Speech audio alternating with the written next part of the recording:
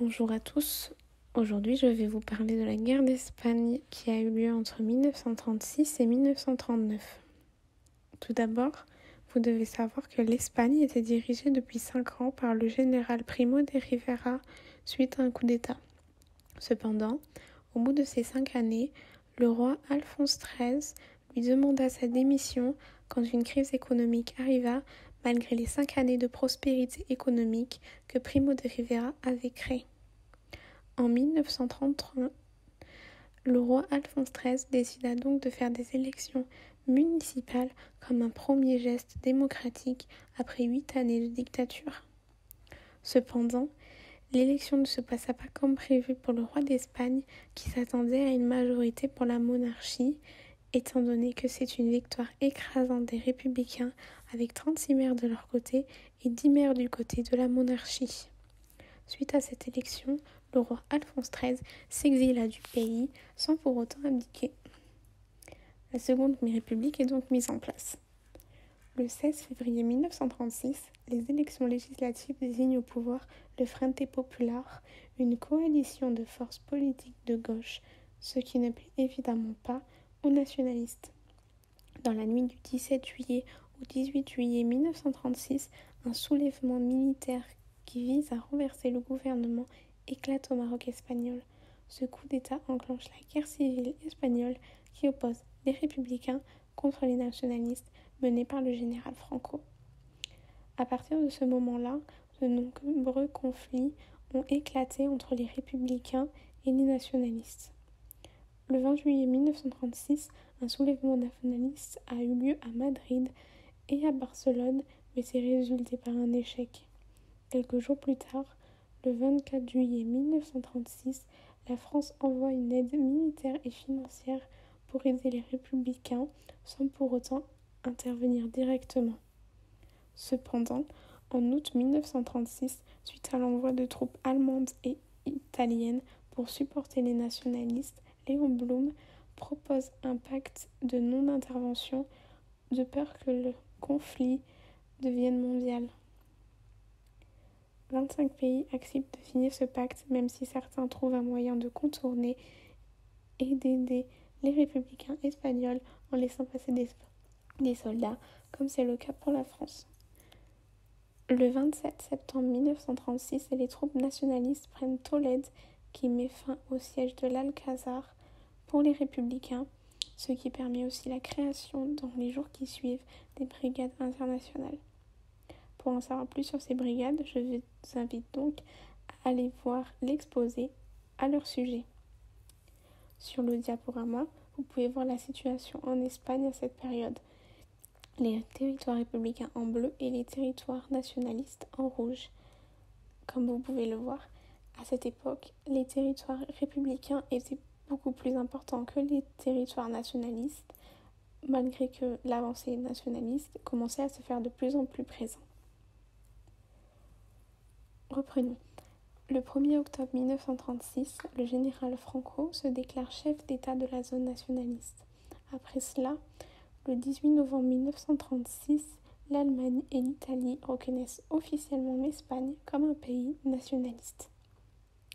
Du 6 au 28 février 1937, il y a eu une nouvelle offensive nationaliste sur Madrid pendant la bataille de Jarama qui consistait à couper les principales routes de communication entre Madrid et l'est du pays, mais cela échoue.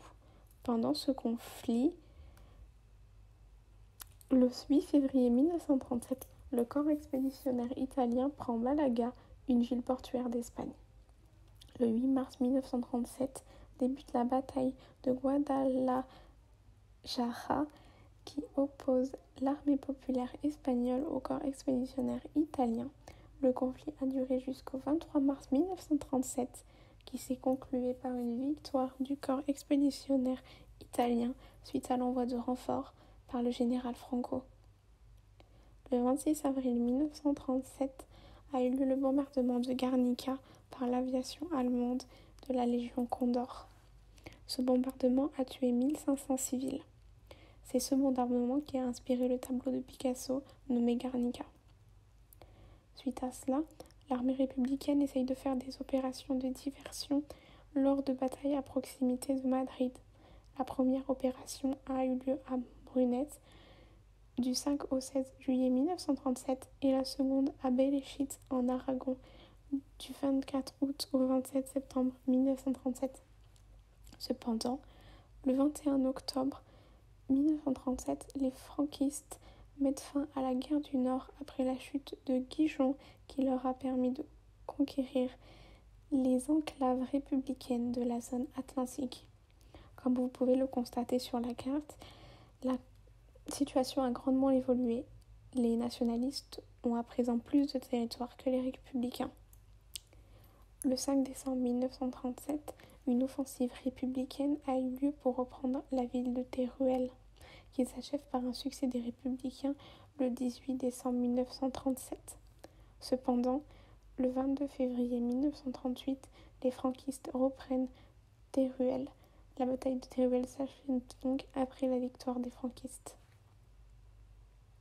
Du 16 au 19 mars 1938, des bombardements ont eu lieu à Barcelone, menés par les nationalistes italiens, qui a entraîné la mort de 1300 civils et qui a blessé 2000 personnes. Le 25 mars, les franquistes lancent l'offensive du Levant, qui est un ensemble d'opérations militaires. Le 15 avril 1938, les forces franquistes atteignent la Méditerranée, ce qui leur permet de couper l'Espagne républicaine en deux. Suite à cela, le 24 juillet 1938, les républicains lancent leur dernière grande offensive sur l'Ebre. Les forces franquistes réagissent en lançant une contre-offensive sur l'Ebre, ce qui résulte par la repousse des républicains sur l'autre rive de l'Ebre. Comme vous pouvez le voir, la situation a encore évolué en novembre 1938, toujours en faveur des nationalistes qui ont de plus en plus de territoire. Le 23 décembre 1938, Franco commence ses offensives en Catalogne. Les franquistes réussissent à conquérir Barcelone le 26 juillet 1939. À ce moment-là, la Catalogne est contrôlée par les nationalistes, tandis que 450 000 réfugiés espagnols entrent en France où ils sont internés dans des camps.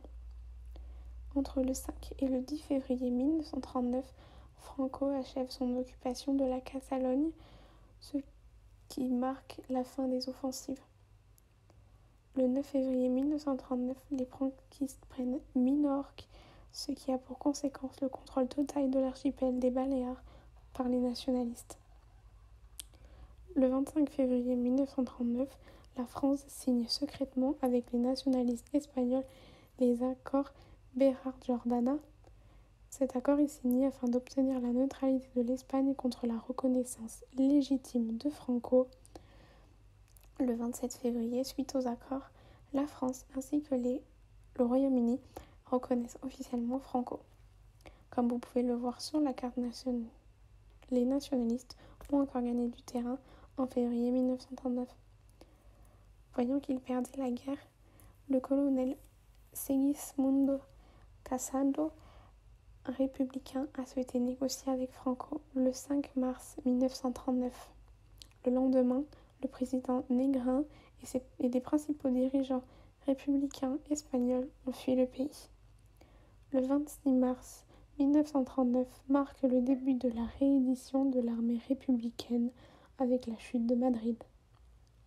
La guerre se termine le 1er avril 1939 quand Franco diffuse l'Ultimo Parte, son communiqué de victoire déclarant que les nationalistes avaient atteint leur objectif et que la guerre était terminée. Bonjour à tous, aujourd'hui je vais vous parler de la guerre d'Espagne.